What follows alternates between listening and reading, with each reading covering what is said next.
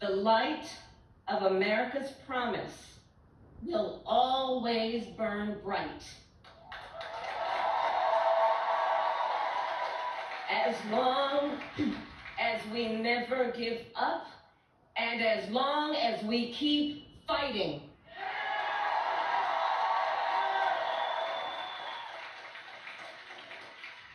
To my beloved Doug and our family, I love you so very much. To President Biden and Dr. Biden, thank you for your faith and support. To Governor Walz and the Walz family, I know your service to our nation will continue. And to my extraordinary team, to the volunteers who gave so much of themselves, to the poll workers and the local election officials, I thank you all. Look, I am so proud of the race we ran, and the way we ran it,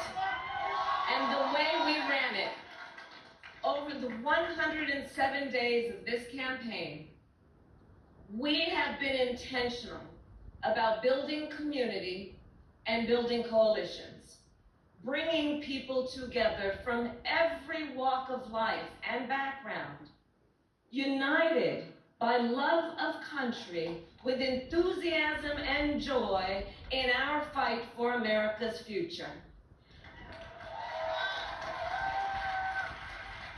And we did it with the knowledge that we all have so much more in common than what separates us. Now, I know folks are feeling and experiencing a range of emotions right now.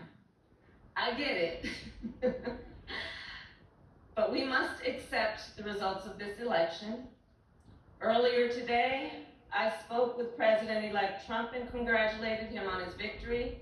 I also told him that we will help him and his team with their transition, and that we will engage in a peaceful transfer of power.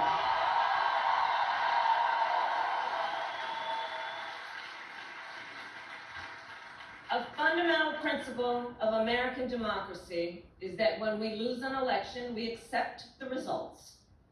That principle, as much as any other, distinguishes democracy from monarchy or tyranny.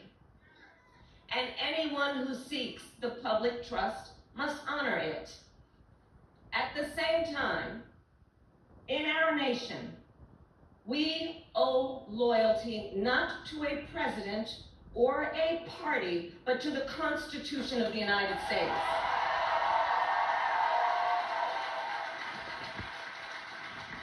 And loyalty to our conscience and to our God. My allegiance to all three is why I am here to say, while I concede this election, I do not concede the fight that fueled this campaign.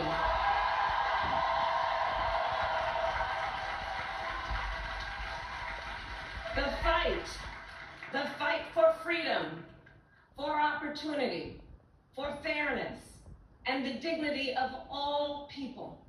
A fight for the ideals at the heart of our nation, the ideals that reflect America at our best. That is a fight I will never give up.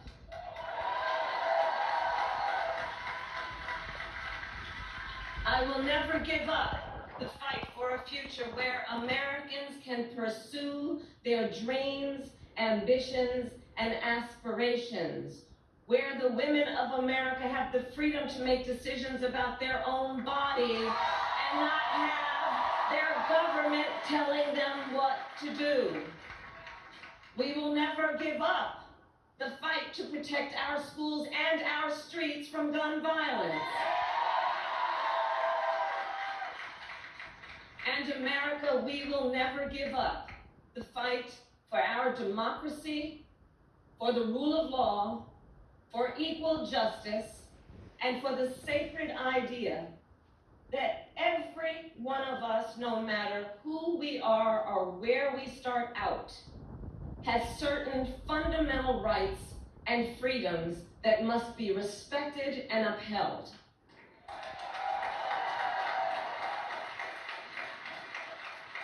And we will continue to wage this fight in the voting booth, in the courts, and in the public square. And we will also wage it in quieter ways, in how we live our lives, by treating one another with kindness and respect, by looking in the face of a stranger and seeing a neighbor, by always using our strength to lift people up, to fight for the dignity that all people deserve. The fight for our freedom will take hard work, but like I always say, we like hard work. Hard work is good work. Hard work can be joyful work. And the fight for our country is always worth it. It is always worth it.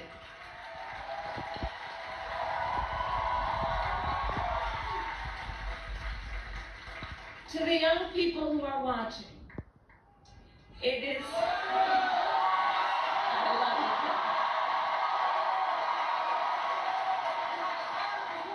you. To the young people who are watching, it is okay to feel sad and disappointed, but please know it's going to be okay. On the campaign, I would often say, when we fight, we win. But here's the thing. Sometimes the fight takes a while. That doesn't mean we won't win. That doesn't mean we won't win. The important thing is don't ever give up. Don't ever give up. Don't ever stop trying to make the world a better place. You have power. You have power. And don't you ever listen when anyone tells you something is impossible because it has never been done before.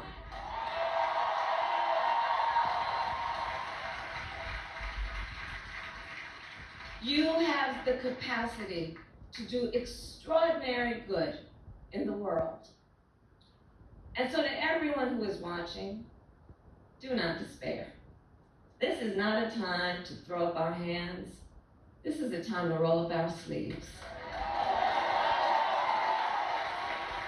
This is a time to organize, to mobilize, and to stay engaged for the sake of freedom and justice and the future that we all know we can build together.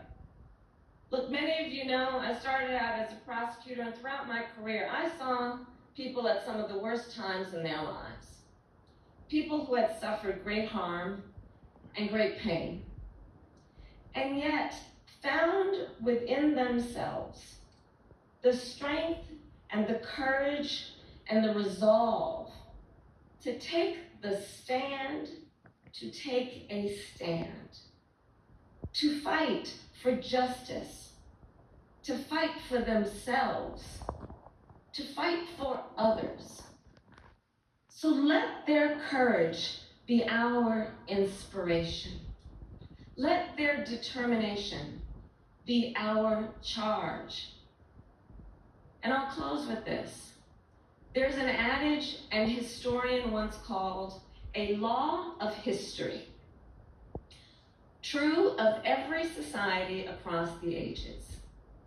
The adage is, only when it is dark enough can you see the stars.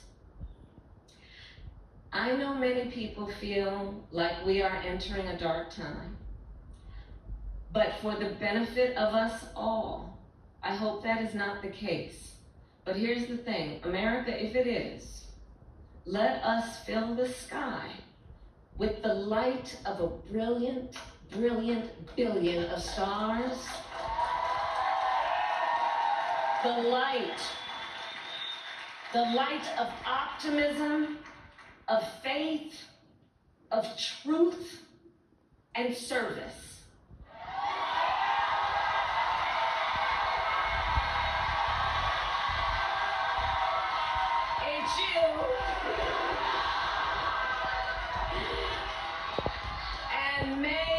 that work guide us, even in the face of setbacks, toward the extraordinary promise of the United States of America. I thank you all. May God bless you, and may God bless the United States of America. I thank you all. Vice President Kamala Harris of